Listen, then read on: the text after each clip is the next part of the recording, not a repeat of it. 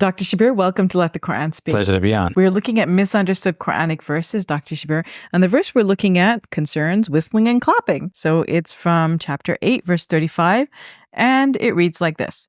Their prayer at the house is naught but whistling and clapping, so taste the punishment for having disbelieved.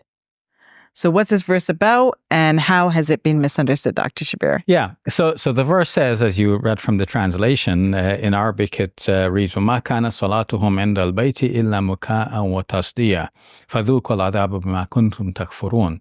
So it's, first of all, it's speaking about the pagans in the third person, and then it's addressing them in the second person. The last part, obviously, فَذُوقُوا الْعَذَابَ بِمَا كُنْتُمْ تَكْفُرُونَ. So taste the punishment for the fact that you used to disbelieve.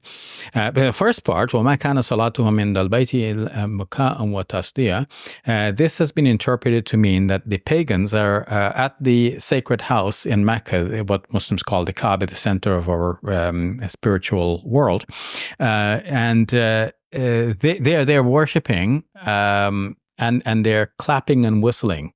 And the Quran is saying their prayer is only this. Prior to this, the verses that came before is talking about who deserves to be the custodians of the Kaaba, not these pagans who were to this time custodians. The real custodianship for this house of God should be those who are aware of their duty to God, those who are God conscious. And apparently when the Muslims were trying to worship there at the same place where the pagans were already in control and where they were worshiping as well, they were whistling and clapping, perhaps to divert attention from the what the Prophet Muhammad, peace be upon him, might be preaching, or even to disturb the Muslims in their prayers. All of this is mentioned in the classical commentaries and so on. But what is misunderstood about this verse, I find, is that you will find online that there are fatwas given against clapping. So, if we listen to a good lecture and at the end we feel elated, we want to express our exhilaration, how do we do that? We let off some energy by clapping, showing our appreciation and so on. They say, no, this is not allowed for Muslims. So they tie that prohibition to this verse. They also have hadith, which I'll come to.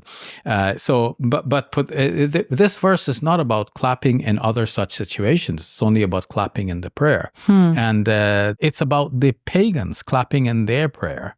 To top it all off, when the Quran is speaking about the pagans like this, it's not necessarily giving you a straightforward description of their prayer. It is like discounting it. It's belittling it by saying, okay, it's nothing but this.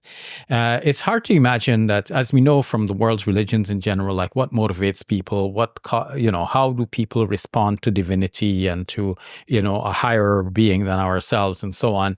It's clapping and whistling alone is not going to do the trick. They must have had some incantations, some rituals, and so on.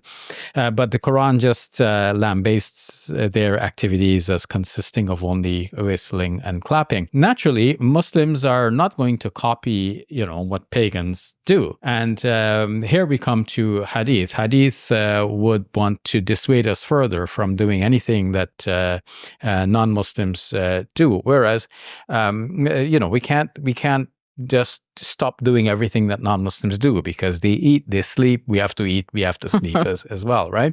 But we can say that if something is particular and peculiar about their religion, then we shouldn't be copying that. But other than that, in normal life and so on, people do things.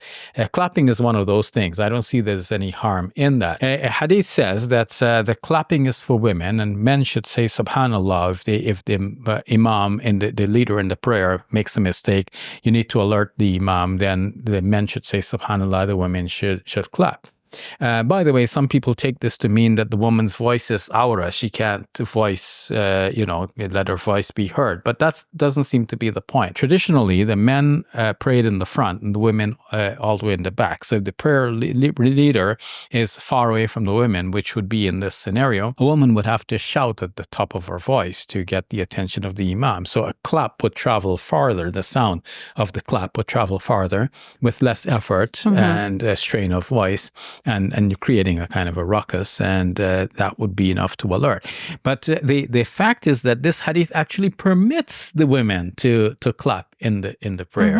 Interesting, yes. Yes. And that shows that clapping is not all that bad, because if it was such a bad thing, it couldn't be allowed for the women to clap during the prayer itself, right? So people have tried to make rules and add more rules, and they have made Islam a collection of so many rules that nobody even knows all the rules.